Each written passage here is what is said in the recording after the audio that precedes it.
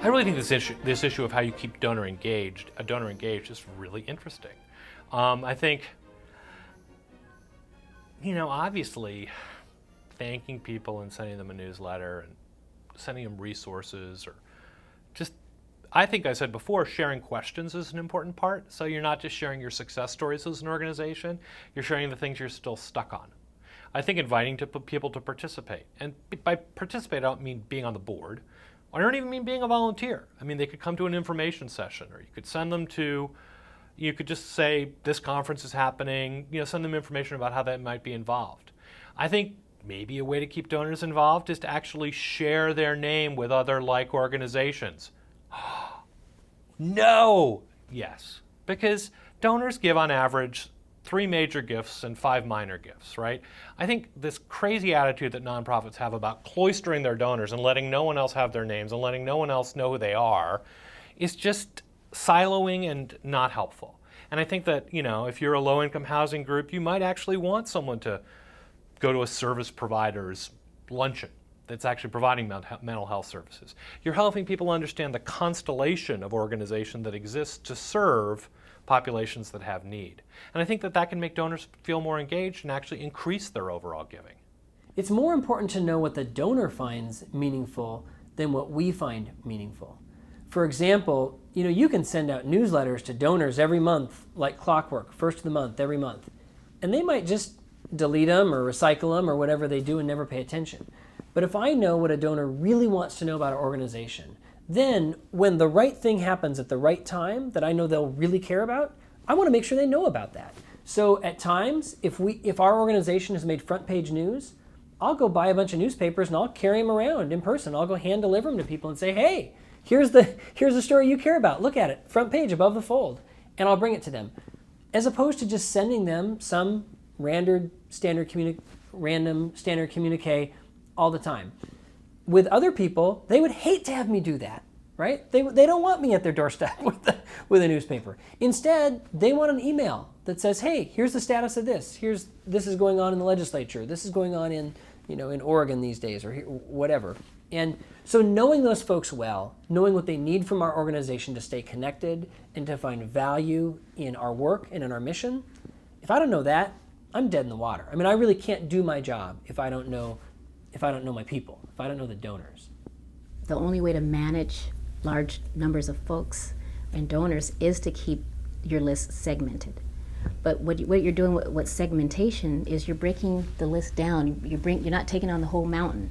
So segment and really, when you're segmenting, you're segmenting not just based on the level of their gift, but their interests. If it doesn't matter what size your list is, everyone should have an interest form. When your first donor gives a gift, have them complete a simple form that says, why are you interested in your organization? How do you want us to communicate with you? Email, snail mail. Do you want to get our newsletter? Do you want our e-blast? And if you don't have a bunch of questions, start with just 4. At least you have something to go on to segment your list. Once you've got your list segmented, then it keeps it a little bit more manageable. I think really donors come in all shapes and sizes, and I think it's great. There are certain times I write a check and I don't want to be involved, and I actually don't want to understand more about the issue, and that's okay. But I think that you need to make the opportunity for donors when they want to be more involved, or volunteers when they want to be more involved, to get into the weeds and to attend committee meetings and have an open board meeting, or offer discussions with clients. I mean, I get a little uncomfortable, when I go to these fundraising breakfasts, and the only kind of involvement of a person with the issue is like, the 10-minute success story. Do you know what I mean? I know it's emotional, and I know it works to raise money, but are we really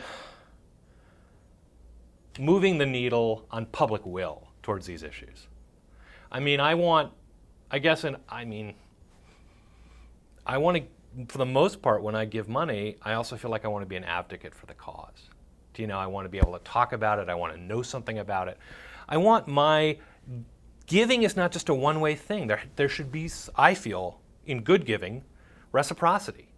I don't think it's better giving, but I think it's a giving that can be very rewarding. In other words, if I give to low-income housing, I'm actually learning about what rent costs. I own my home. I don't know what rent costs. What is most low-income housing for?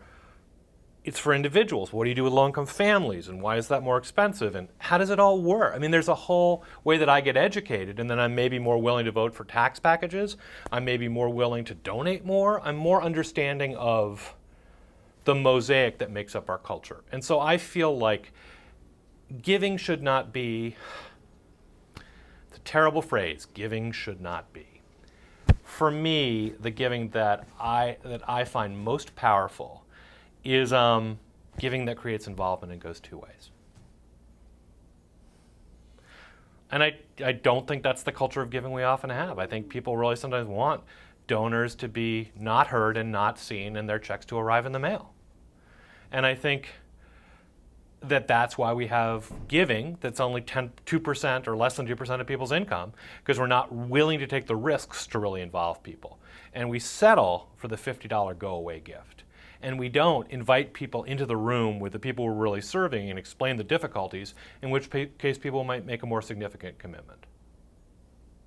I would much rather have donors be exposed to kind of a menu of options of the kind of ways to connect, because I never know. I want the donor to be in the position of power. I want them to be able to choose.